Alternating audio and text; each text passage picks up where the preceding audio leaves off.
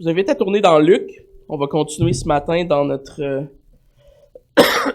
série de Luc.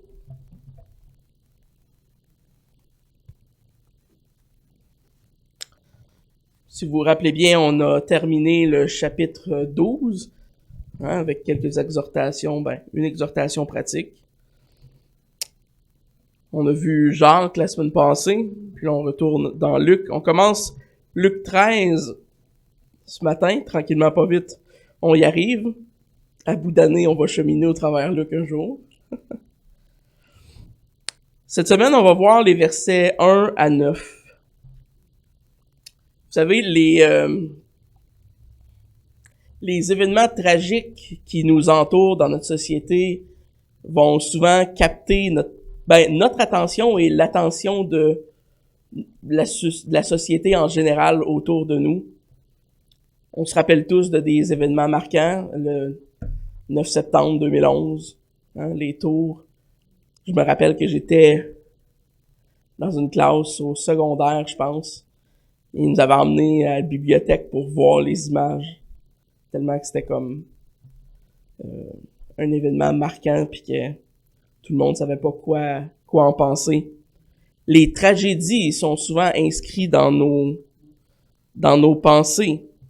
Parce que les êtres humains sont naturellement concernés par les événements, souvent qui ont rapport avec la mort, évidemment, et l'aspect subite, soudaine, surprise. C'est un peu ce qu'on retrouve dans l'introduction du chapitre 13 ce matin. Quand on va le lire, on va voir. On retrouve un peu cet aspect d'une tragédie, peut-être contextuellement là, à l'époque de Jésus. Je sais pas si c'était aussi gros que le 9 septembre, évidemment, avec les réseaux sociaux, la télé, tout est amplifié de nos jours, hein. Quelque chose de spectaculaire arrive, puis le reste de la Terre le sait dans les 15 minutes qui suivent. Twitter, ça va vite. Hein? Mon père, des fois, il trouve que je texte pas mal vite. Nos enfants vont être pires que nous. C'est un passage unique à Luc, qui n'a pas vraiment de parallèle dans les autres évangiles, ce qui le rend intéressant dans un certain sens. En fait, beaucoup du chapitre 13, il y a pas grand passage du chapitre 13 qui ont des parallèles, donc c'est un chapitre intéressant dans ce sens. On va faire la lecture des versets 1 à 9. En ce même temps, quelques personnes qui se trouvaient là racontaient à Jésus ce qui était arrivé à des Galiléens dont Pilate avait mêlé le sang avec celui de leur sacrifice. Il leur répondit, « Croyez-vous que ces Galiléens fussent des plus grands pécheurs que tous les autres Galiléens parce qu'ils ont souffert de la sorte? Non, je vous le dis, mais si vous ne vous repentez pas, vous périrez tous également. Ou bien ces 18 personnes sur qui est tombée la tour de Siloé et qu'elle a tué. Croyez-vous qu'elles fussent plus coupables que tous les autres habitants de Jérusalem? Non, je vous le dis. Mais si vous ne vous repentez, vous périrez tous également. Il dit aussi cette parabole. Un homme avait un figuier planté dans sa vigne. Il vint pour y chercher du fruit et n'en trouva point. Alors il dit au vigneron, « Voilà 3 ans que je viens chercher du fruit à ce figuier, et je n'en trouve point. Coupe-le. Pourquoi occupe-t-il la terre inutilement? » Le vigneron lui répondit, « Seigneur, laisse-le encore cette année. Je creuserai tout autour et j'y mettrai du fumier. Peut-être à l'avenir donnera-t-il du fruit. Sinon, tu le couperas. » Prions. Merci notre Dieu, notre Seigneur, ce matin. Nous te prions d'ouvrir nos intelligences pour que nous puissions apprendre de ta parole, pour que nous puissions être exhortés, encouragés à observer, Seigneur, tes commandements dans nos vies. Nous te louons, Seigneur, pour cette bonne révélation que tu as su nous donner, que tu nous as léguée, Seigneur. Nous voulons être mus par celle-ci ce matin. Nous voulons apprendre à te connaître, toi le Créateur des cieux et de la terre. Nous t'implorons de nous donner l'intelligence de comprendre ces choses spirituelles que tu révèles à tes enfants. Et par-dessus tout, Seigneur, que tu nous accordes ton grand salut. Amen.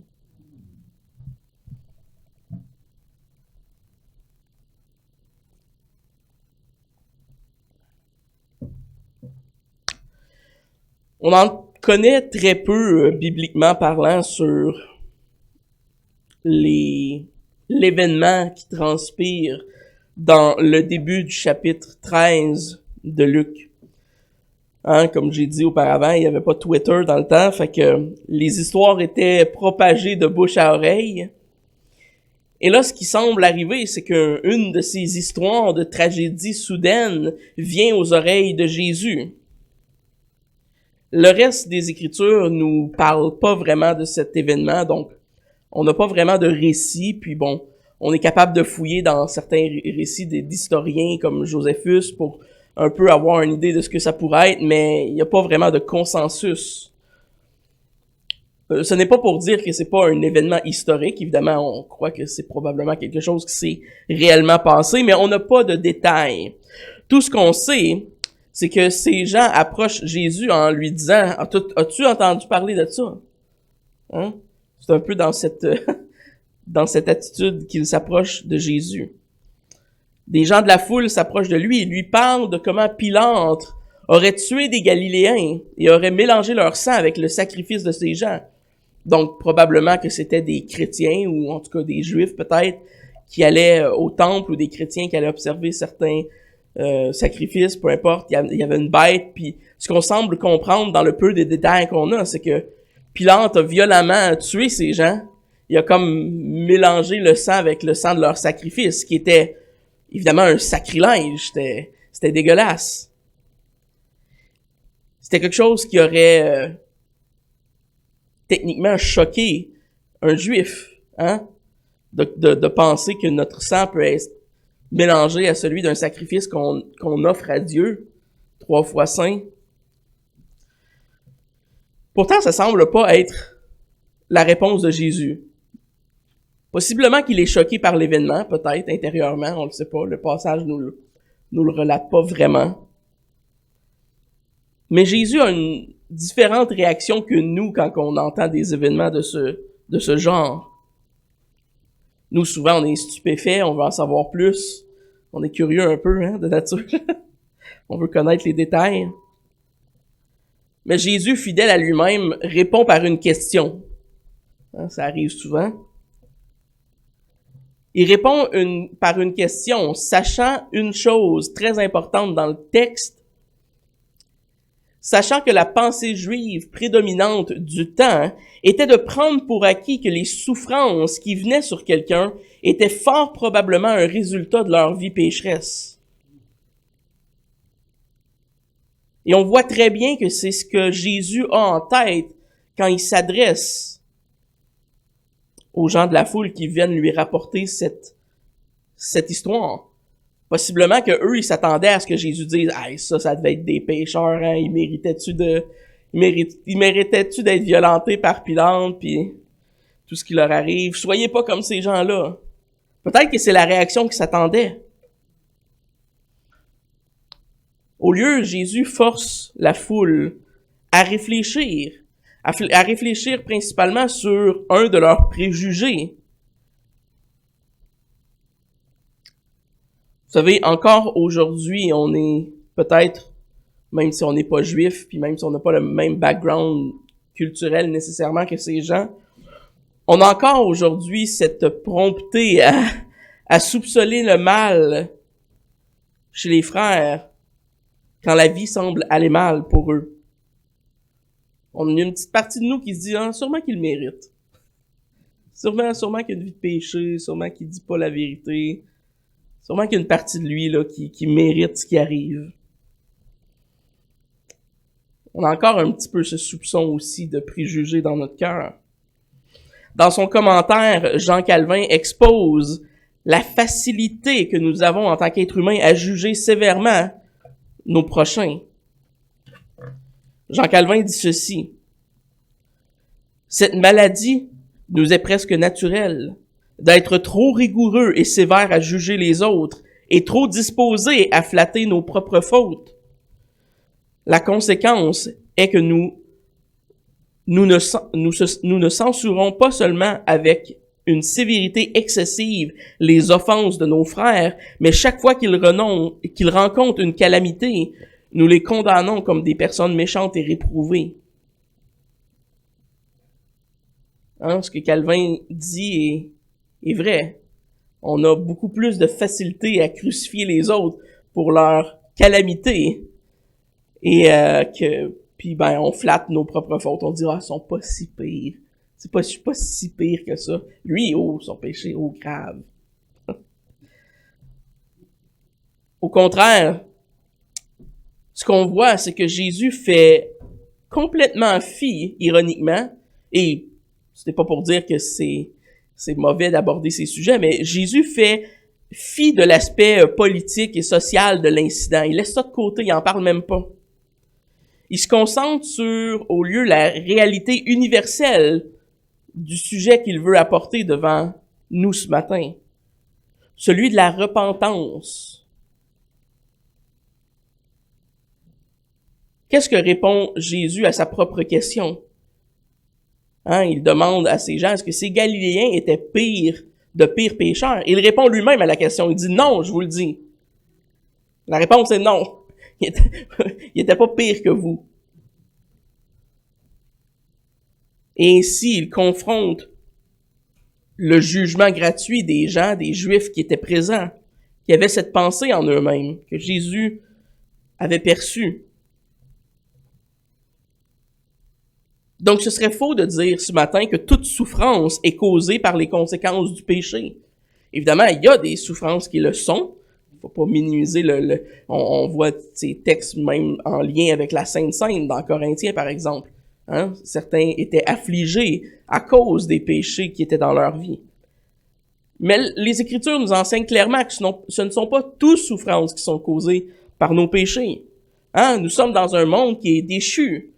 Donc, inévitablement, nous sommes entourés de pécheurs et de souffrances. Et parfois, cette souffrance et ce péché nous atteint de façon à ce que c'est pas nécessairement de notre faute. On doit faire attention de ne pas avoir l'attitude d'un juge qui est plus sévère avec les autres qu'on l'est avec nous-mêmes. On doit juger les gens avec le même standard qu'on se juge.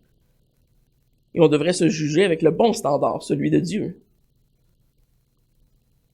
Donc, Jésus rejette complètement ce jugement qui est basé sur des soupçons qui sont erronés. Et au lieu, Jésus relève quelque chose de plus grand encore. Il relève de la culpabilité universelle de tous les êtres humains. Au lieu de rentrer dans la subtilité de l'événement tragique qui vient de lui être raconté, il prend l'opportunité pour témoigner de la nécessité universelle de tout être humain de se repentir. Évidemment, les événements tragiques nous semblent souvent atroces et bien d'entre eux le sont, mais ils démontrent une réalité encore plus probante. M. Ryken nous dit ceci: dans notre détresse, nous ne voyons parfois pas la vraie tragédie, c'est-à-dire que nous allons tous mourir. Alors d'une catastrophe, la mort survient soudainement. Pourtant, le taux de mortalité globale reste inchangé, il est toujours de 100%. Puisque nous appartenons à une race perdue et déchue, nous sommes tous destinés à mourir. Et après cela, nous ferons face au jugement final. Jean Calvin dit avec sagesse, toutes les calamités qui sont produites dans le monde sont des témoignages de la colère de Dieu. Jésus n'explique pas vraiment sa réponse. Il fait seulement utiliser l'occasion qui est présentée devant lui de cette tragédie qui lui est rapportée pour faire un point spirituel qui est plus grand que la tragédie elle-même qui lui est dit. Ce qu'il finit par dire à ces gens de la foule, c'est que sans une repentance de votre part, vous allez finir pire que ces Galiléens qui sont finis, qui sont morts dans une tragédie. Il y a pire que de mourir physiquement, Jésus leur enseigne ce matin. La vraie mort qui devrait être crainte est celle qui est spirituelle, et celle qui vient sur l'homme quand il n'y a pas de repentance. C'est vers ça que Jésus les amène. Jésus leur démontre très clairement que la mort est pas seulement réservée pour des Galiléens qui se font prendre par Pilate. Elle est pour tout homme. Elle est pour les Juifs, pour les gentils. Elle est pour Jérusalem. Elle est pour Babylone. Elle est pour tout le monde. Il n'y a pas d'exception qui est faite quand on parle du besoin de la repentance de l'homme. Et c'est le point que Jésus va marteler ce matin. C'est pas un point compliqué. C'est pas un texte qui est très complexe, en fait, à comprendre. Il est relativement simple. Mais pour encore plus le marteler, Jésus donne une seconde exemple.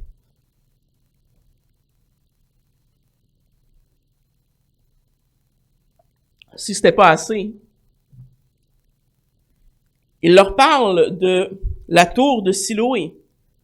Encore là, c'est un autre exemple qui n'est pas sur lequel on n'a aucun détail nécessairement historique. Encore là, certains historiens ont proposé des événements qui pourraient s'y rattacher, mais il n'y a rien dans les Écritures qu'on peut faire une référence et pointer du doigt comme étant cet événement-là. On ne sait pas réellement de quel événement Jésus parle, mais il semble pointer vers une autre tragédie. Et cette fois-ci, la tragédie n'est pas arrivée parmi les Galiléens, elle est arrivée parmi Jérusalem. Et donc, l'histoire est inconnue, mais par les récits historiques que nous avons, on en déduit qu'il est question ici de la tour de Siloé, celle qui était construite à l'intérieur de la partie sud-est du mur de Jérusalem. Il y avait un mur alentour de Jérusalem.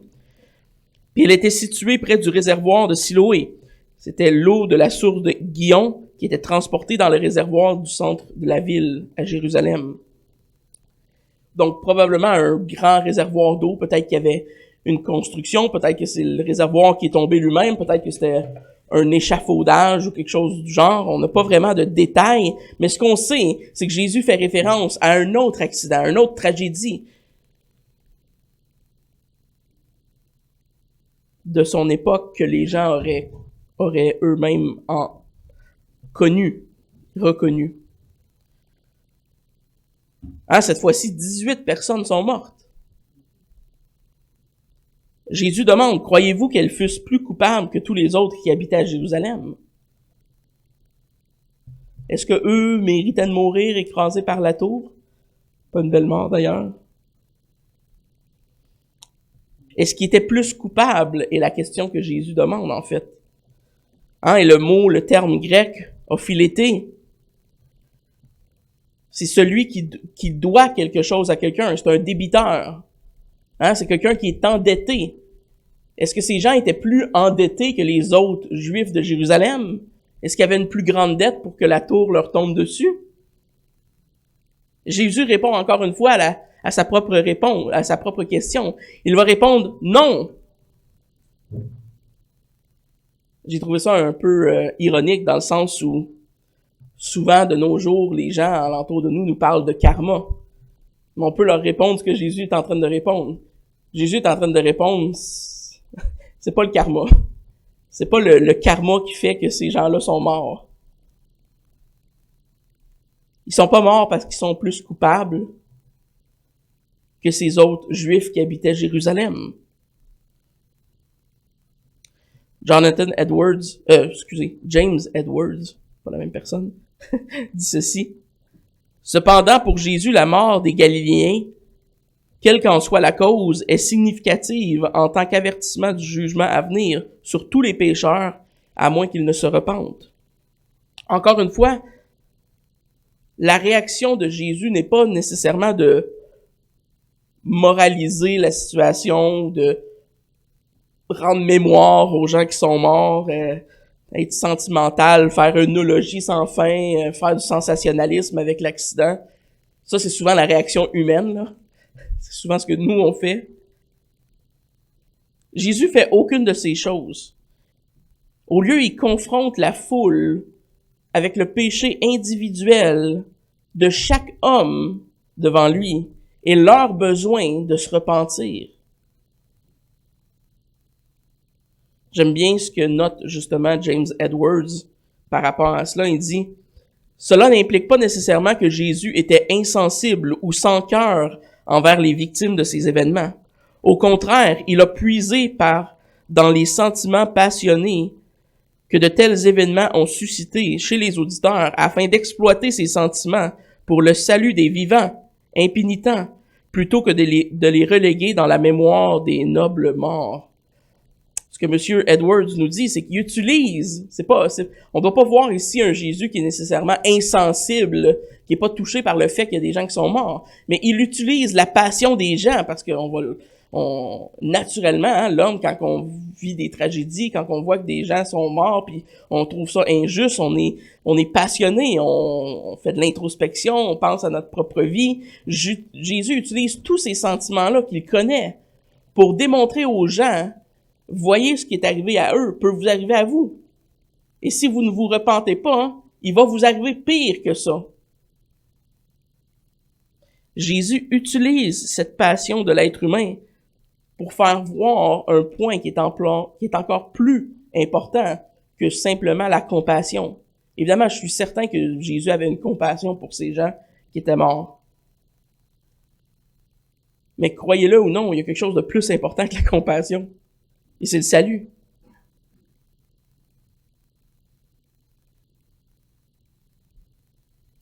Jésus rappelle qu'il y a un problème fondamental qui existe. Il y a un gouffre entre l'homme, l'humanité et son Créateur. Et sans une correction spirituelle, l'âme est vouée à un sort qui est pire que la mort physique.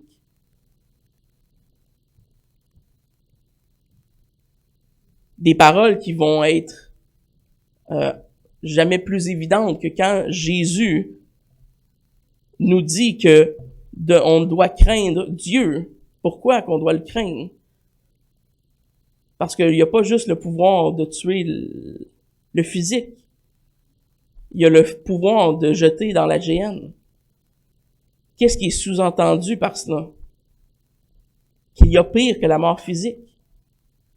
Que la mort spirituelle est un sort beaucoup pire que de simplement mourir physiquement sur cette terre. C'est souvent pourquoi en théologie on parle de deux morts, hein? On parle de la mort physique et de la mort spirituelle. Il y en a une, selon Jésus, qui est pire que l'autre. C'est dur de s'imaginer parce qu'on sait que physiquement, il peut y avoir des morts qui sont assez atroces.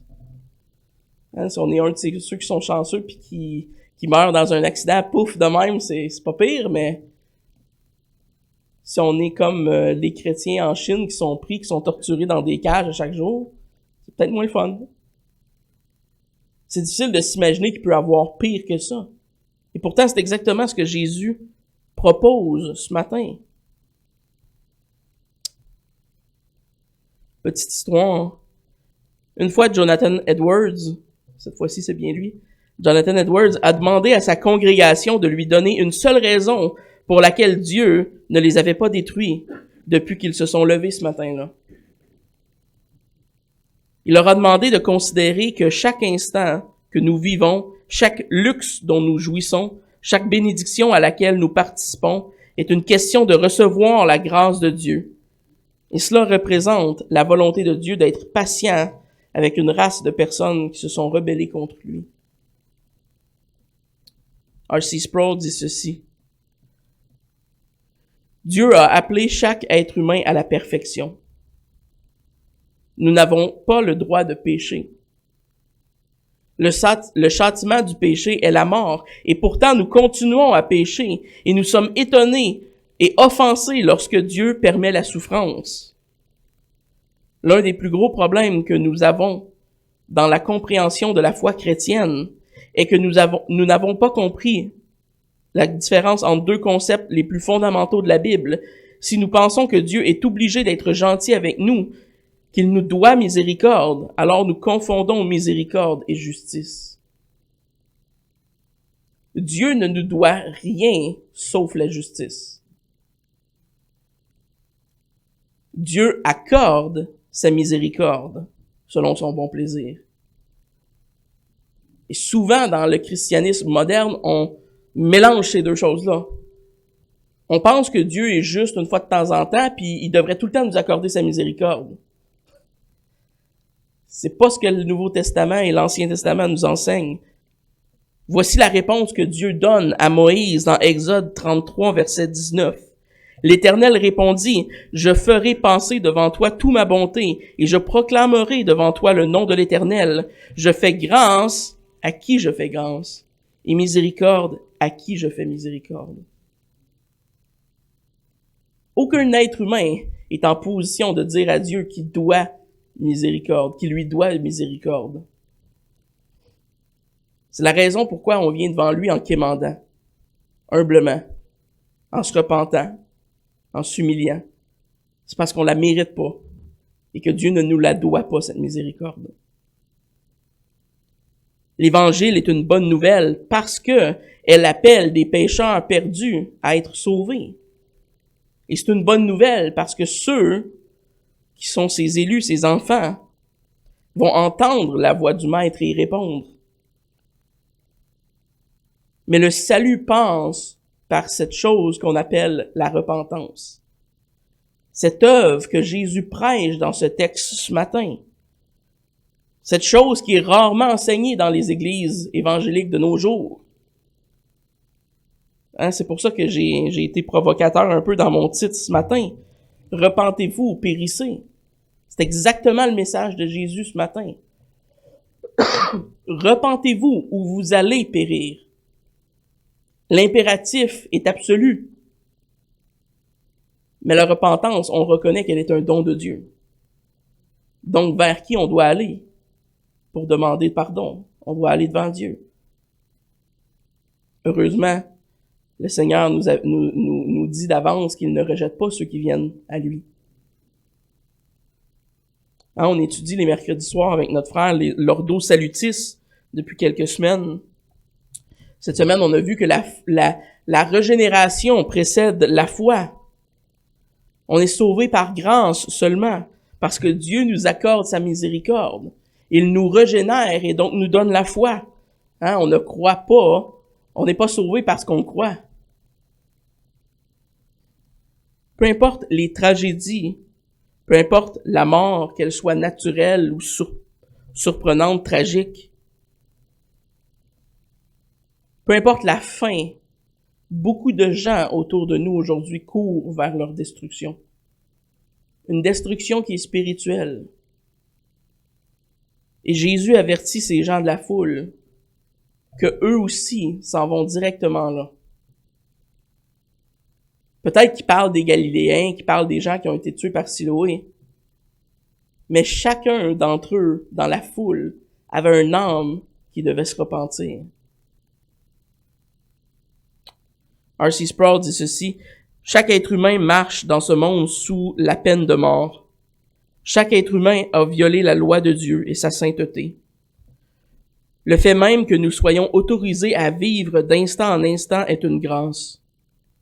Mais la grâce, la miséricorde et la patience de Dieu sont conçus pour nous conduire à la repentance. Cependant, ils peuvent plutôt conduire à un cœur endurci, par laquelle nous commençons à présumer de sa grâce et à la prendre pour acquise. Nous perdons notre capacité à être surpris par lui. Ainsi, lorsqu'une tragédie nous arrive, nous nous tournons avec colère vers le Seigneur Dieu de gloire qui remplit chaque jour de nos vies de grâce et de miséricorde. Jésus a détecté ce genre de dureté de cœur chez ceux qui posaient cette question. Il a jugé nécessaire de donner un avertissement sévère, mais à moins que vous ne vous repentiez, vous périrez tous aussi. Oh, que nous puissions comprendre la différence entre la justice et la miséricorde. Et c'est vrai que l'homme est prompt à être avoir du front tout le tour de la tête. Hein, on vit que de la grâce et de la miséricorde de Dieu chaque jour que l'on a un souffle est à cause de sa bonté. Et souvent, l'homme se tourne vers lui quand il y a une tragédie et dit « Ah, pourquoi il y a de la souffrance sur la terre? Pourquoi tu permets ça, Dieu? » Et soudainement, tout est de la faute à Dieu. Nous, ces petits ingrats qui vivons comme s'il n'y avait pas de Dieu. Soudainement, Dieu nous devrait tout, là. Encore là, c'est parce qu'on ne comprend pas la différence entre la justice et la miséricorde. L'appel de Jésus qui est fait est encore fort nécessaire pour aujourd'hui. Repentez-vous ou périssez est encore un appel qu'on doit faire en tant que chrétien. Cet avertissement contient une promesse. Il contient la promesse d'un jugement pire que la mort physique. Et oui, c'est une promesse. C'est pas la plus agréable des promesses, mais c'en est une.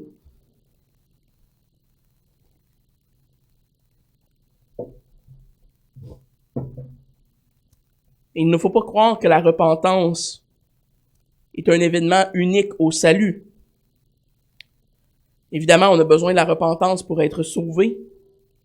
Hein, ceux qui sont sauvés ont une vie de repentance. C'est ce que nous enseigne entre autres le Notre Père dans Matthieu 6, verset 12. « Pardonne-nous nos offenses. » Hein, ça fait partie de notre prière quotidienne. Chaque jour, on lui demande de pardonner nos offenses. La repentance est une réalité et sera une réalité tant que le péché sera une réalité. Tant qu'il y aura des péchés, il y aura des raisons de se repentir. Monsieur Ryle nous encourage justement à une repentance qui est continuelle. Il nous dit, si nous nous sommes déjà repentis dans le passé, continuons à nous repentir jusqu'à la fin de notre vie. Il y aura toujours des péchés à confesser et des infirmités à déplorer. Tant que nous serons dans ce corps, repentons-nous plus profondément et humilions-nous plus profondément chaque année. Que chaque anniversaire nous trouve détestant davantage le péché et aimant davantage le Christ. Un vieux saint sage a dit « J'espère porter ma repentance jusqu'aux portes du ciel. »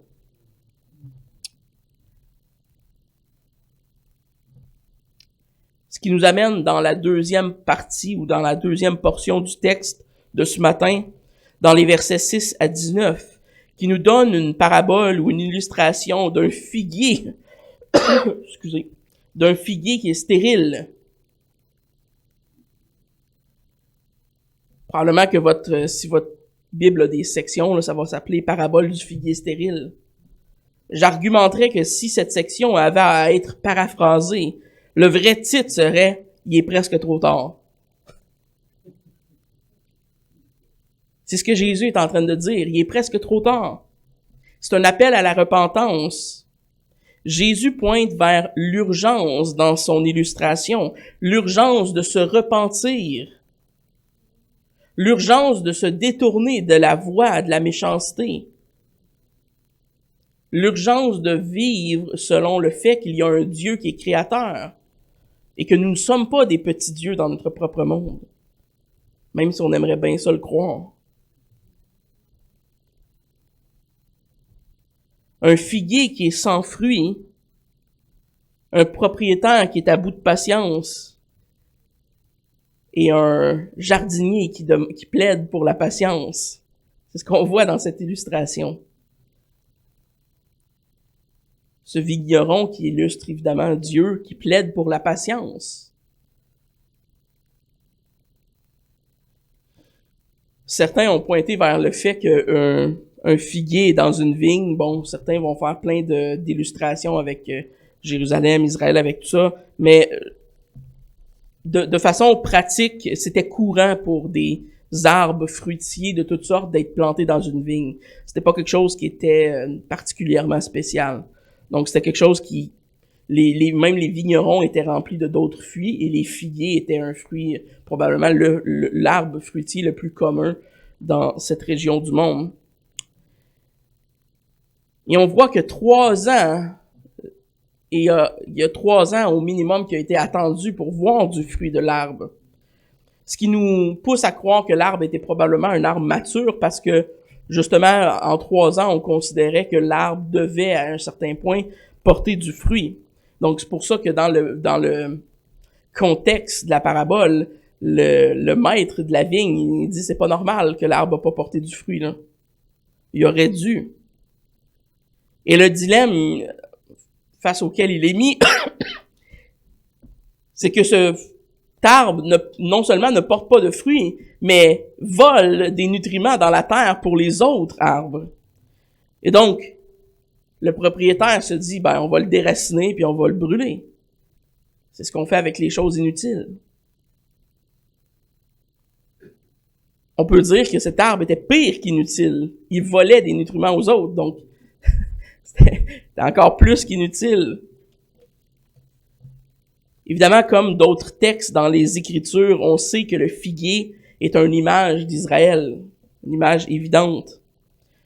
C'est une illustration en contexte qui pointe vers l'incapacité d'Israël à porter du fruit. Ryken, le commentateur, nous dit « Cette parabole parle de la patience de Dieu avec son peuple Israël. Ils ont eu toutes les occasions de venir à Christ et de porter de bons fruits. Hélas, ils portaient si peu de fruits. La plupart des Juifs ont rejeté Jésus. Et pourtant, dans sa miséricorde, Dieu leur donnera une dernière chance. Jésus mourut sur la croix. Il serait ressuscité de la tombe. Son évangile serait prêché en tout Israël. Ainsi, il était encore temps pour les gens de se repentir et de porter de bons fruits spirituels par la foi en Christ. Norval Gelhendus, un autre commentateur, décrit bien ce rejet historique d'Israël. Il dit ceci: « Après la crucifixion de Jésus, le Seigneur, par sa résurrection et son ascension, par le miracle de la Pentecôte et ensuite par la prédication des apôtres et la croissance de son Église, a de nouveau répondu aux besoins spirituels du peuple juif pour les appeler à la repentance. Mais la majorité, cependant, ont refusé de se repentir. Et ainsi, ils ont attiré sur eux les désastres qui se sont accompagnés de la guerre romaine juive de 66 et 70 AD. C'est alors que leur existence nationale de terre sainte a été irrévocablement coupée. » Évidemment, cette illustration nous enseigne sur le rejet historique d'Israël, nous pointe vers le fait que les Juifs ont refusé d'entendre le message et de croire, et que même si le jardinier a plaidé pour creuser jusqu'aux racines, mettre du fumier, aérer la terre, puis très peu se sont tournés vers leur Sauveur. Ce qui nous amène à l'Église du Nouveau Testament et la porte qui est ouverte aux païens, aux gentils. Et même si la figure de la parabole s'adresse ce matin principalement au peuple juif historiquement, il y a quand même 3 leçons pratiques qu'on peut tirer du texte de ce matin. Premièrement, qu'il y a une nécessité pour nous de porter du fruit. Il y a une nécessité pour ceux qui se disent chrétiens ou qui se disent enfants de Dieu de porter du fruit. Dans un sens plus large, c'est un avertissement qui est fait pour tous les croyants. Ce n'est pas assez de confesser de notre bouche. Il faut le faire, mais ce n'est pas assez. Ce n'est pas assez d'assister à un culte, de remplir des bancs le dimanche matin. Vous savez, on peut faire ça toute nos vies et jamais vraiment être chrétien. Jésus nous appelle à une vie fructueuse. Exemple de cela, les paraboles des dons, où il nous est demandé de faire fructifier nos talents. L'Église devrait grandir par les dons spirituels de chaque frère et sœur.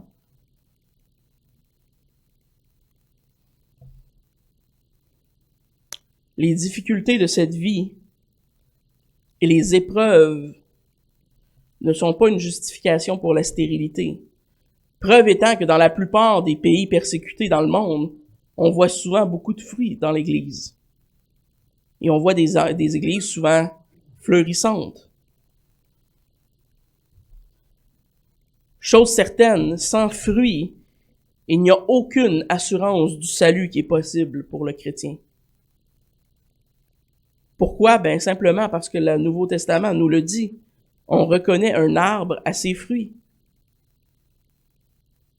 Si comme Israël, nous ne portons pas de fruits, il sera impossible pour nous d'avoir l'assurance d'être sauvés et d'être chrétiens. Les fruits ne sauvent pas, évidemment. Est-ce que ce sont les pommes qui font qu'un pommier est un pommier? Non. Mais ils sont une démonstration que c'est un pommier. Les œuvres sont une démonstration, les fruits sont une démonstration que les chrétiens peuvent avoir l'assurance d'appartenir à Christ, d'être des enfants de Dieu.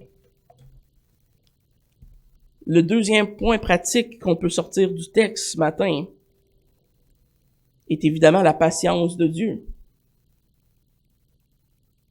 On y observe ici ce matin la miséricorde de Dieu et la patience de Dieu à observer, à accorder un délai encore à Israël. Ben, ce même délai que Israël a eu, vous savez, on l'a présentement. Dieu retient sa colère pour que tous ses enfants, tous ses élus, pas un seul, lui échappent.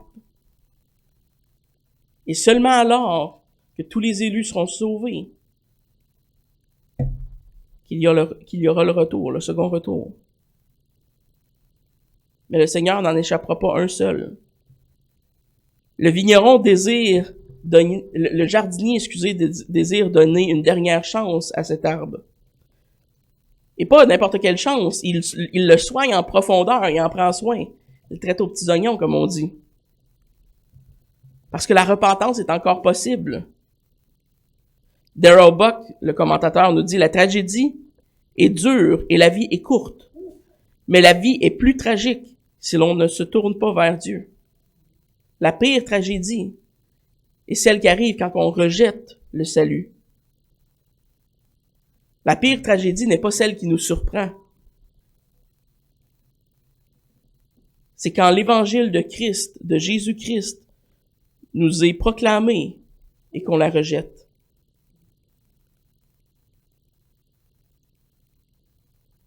Ça me faisait penser, quand j'étudiais le texte, on n'aura pas le temps de tout le lire, là, mais au chapitre 73 des psaumes, le fameux psaume de Asaph. Voici une portion dans les versets 3 à 14. « Car je portais envie aux insensés. En voyant le bonheur des méchants, rien ne les tourmente jusqu'à leur mort, et leur corps est chargé d'embonpoint. Ils n'ont aucune part aux souffrances humaines. Ils ne sont pas frappés comme le reste des hommes. Aussi l'orgueil leur sert de collier, la violence est le vêtement qui les enveloppe. L'iniquité sort de leurs entrailles, les pensées de leur cœur se font jour. Ils raillent et parlent méchamment d'opprimés. Ils profèrent des discours hautains. Ils élèvent leur bouche jusqu'aux cieux, et leur langue se promène sur la terre.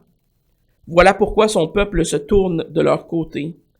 Il avale l'eau abondante, et il dit, « Comment Dieu serait-il? Comment le Très-Haut reconnaîtrait-il? Ainsi sont les méchants. Toujours heureux, ils accroissent leur richesse. C'est donc en vain que j'ai purifié mon cœur et que j'ai lavé mes mains dans l'innocence. Chaque jour, je suis frappé. Tous les matins, mon châtiment est là. » Asaph est frappé par la jalousie. La jalousie d'un monde qui semble sans souffrance, qui semble épanoui. Et parfois, on est tenté, comme Asaph, de regarder le monde extérieur et de dire, écoute, ils n'ont pas de problème, ce monde-là. Ils sont heureux, ils sont riches. Bon, ok, il y a des gens qui sont vraiment misérables, mais on en voit beaucoup qui semblent heureux, qui semblent riches, qui semblent tout le temps souriants. Puis on pourrait être comme Asaph, se dire, pourquoi moi je suis pas comme ça? Pourquoi je passe mon temps à me meurtrir de mes péchés, à me repentir, à aller être dans la misère de mon péché? Mais Asaph finit par se repentir de cette jalousie du monde. Il finit par voir clair. Pourquoi? Il nous est dit très clairement au verset 17. Jusqu'à ce que j'eusse pénétré dans les sanctuaires de Dieu et que j'eusse pris garde de quoi? Du sort final des méchants. Qu'est-ce qui a aidé Asaph à se détourner de cette folie de la jalousie qu'il avait du monde? De voir qu'est-ce qu'était la fin réelle des méchants. Vous savez, la parole nous dit qu'on se moque pas de Dieu. Les gens du monde peuvent vivre aujourd'hui comme si Dieu n'existait pas. Mais un jour, ils seront devant lui. Et un jour, la réalité de la rétribution sera inévitable. Pour tous les gens du monde, il y aura un jugement. La différence, c'est que soit que vous allez avoir un avocat qui est adéquat, ou soit que vous allez essayer de vous défendre par vous-même. Et ça marchera pas. Dieu est patient, très patient. Mais comme le troisième point pratique nous le dit, sa patience a une limite. Si le texte met une seule emphase ce matin, on pourrait dire que c'est sur la nécessité immédiate de se repentir. Repentez-vous, pas demain, là. Repentez-vous maintenant. Demain, vous ne savez pas ce qui va arriver. Vous n'avez aucune assurance de ce qui est votre lendemain. Et c'est important de noter que la patience de Dieu, bien qu'elle est réelle et qu'elle est bonne, elle aura une fin. Elle a une limite. Contrairement à ce que des gens peuvent penser, elle n'est pas infinie, cette patience. Jean Calvin dit, la méchante flatterie par laquelle les hypocrites s'endurcissent et s'obstinent vient de cette cause qu'ils ne pensent à leur péché qu'après avoir été contraints, et par conséquent, tant que Dieu leur fait un clin d'œil et retarde ses châtiments, ils s'imaginent qu'il en est bien satisfait. Ainsi, ils se livrent plus librement. Les gens du monde s'imaginent que parce que Dieu est patient à leur égard, puis qu'il leur fait un petit clin d'œil de sourcil, tu sais, qu'il les foudre pas de mort sur place, ils se disent, je suis correct, on va continuer à vivre de même, tu sais. Mais la patience de Dieu ne sera pas éternelle. Et ceux qui sont sans fruit, ou même pire encore, qui sont rebelles, seront retranchés. Comme cet arbre, ultimement, qui a eu un ultimatum. L'année d'après, s'il n'aurait pas porté du fruit, qu'est-ce qui arrive? On le coupe, puis on le met au feu. Norval Gelhendus nous dit « La patience de Dieu est infinie et sa miséricorde sans borne envers les pénitents. Mais ceux qui persistent dans le péché devront à la fin souffrir. Bien que Dieu, par sa grâce, retarde si longtemps le châtiment des impénitents, afin de leur donner l'occasion de se repentir, le jour se lèvera néanmoins enfin, lorsque le temps de la grâce expira. Cela vaut pour la vie de chaque individu, de chaque nation et de toute l'humanité. Ceux qui restent impénitents seront finalement punis sans pitié. Celui qui ne désire pas être sauvé, à temps, apporte un jugement inévitable sur lui-même. Donc voilà pourquoi le titre serait adéquatement titré « Repentez-vous avant qu'il soit trop tard ». Il est presque trop tard. Il n'y a pas de meilleur moment pour se repentir de ses péchés que présentement. Si vous vivez en pensant que vous allez échapper au jugement éternel de votre âme, vous vous leurrez. Vous vous leurrez d'une tragédie qui sera pire que toute tragédie qu'on a déjà entendue sur ce monde. Jésus-Christ est à la porte et il frappe. L'Évangile est encore disponible. Mais la fin approche sûrement. On sait qu'elle va venir un jour, je ne sais pas quand. Mais on sait que notre fin individuelle va certainement venir un jour, peu importe ce qui arrive. Et après ce moment-là, il y a pas de, Il y a pas de, c'est pas comme dans les jeux vidéo, on peut pas peser sur reset puis avoir 4 autres vies. On en a une. Repentez-vous avant qu'il soit trop tard si c'est pas fait ce matin. Et si vous êtes déjà chrétien, continuez à vous repentir et continuez à chercher le fruit de l'esprit. Prions. Merci Seigneur notre Dieu pour toutes tes grâces, pour tous tes bienfaits, pour ta patience, ta bonté, pour ta miséricorde. Mais nous voulons ce matin réaliser tes justes jugements. Toi qui es un Dieu 3 fois saint. Seigneur, tu as vu notre péché et ce péché nous rendait coupables, nous rendait coupés de ta communion, de ta grâce. Et c'est pourquoi ton Fils Jésus-Christ, Seigneur, a donné sa vie à la croix pour nous. Cette œuvre magnifique et grandiose qui nous rappelle l'immensité du fardeau qui a été porté par Christ. Nous voulons te louer, Seigneur, pour ta grâce ce matin, envers chacun de nous. Merci parce que tu pardonnes nos péchés, nos fautes. Nous te demandons, Seigneur, comme nous l'avons vu ce matin, de faire de nous des hommes et des femmes de ton royaume, des gens qui portent du fruit de l'esprit. Produis en nous ces bonnes choses. Que nous soyons des témoins de ta grâce et de ton pardon sur toute la terre, dans ce monde qui est tous les jours un peu comme Asaph le décrit, qui continue à vivre et à survivre, Seigneur, selon ses propres mœurs, en se disant que demain va sûrement arriver. Mais Seigneur, nous savons que c'est toi le maître de demain et que rien ne nous est promis. S'il y a des gens ici ce matin qui ont besoin de se repentir,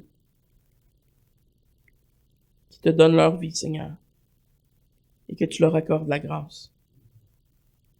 Et donne-nous, Seigneur, à ton peuple, de se repentir chaque jour, chaque instant, et de vivre d'une vie, Seigneur, qui est constamment sanctifiée, purifiée par l'action de ton Esprit Saint.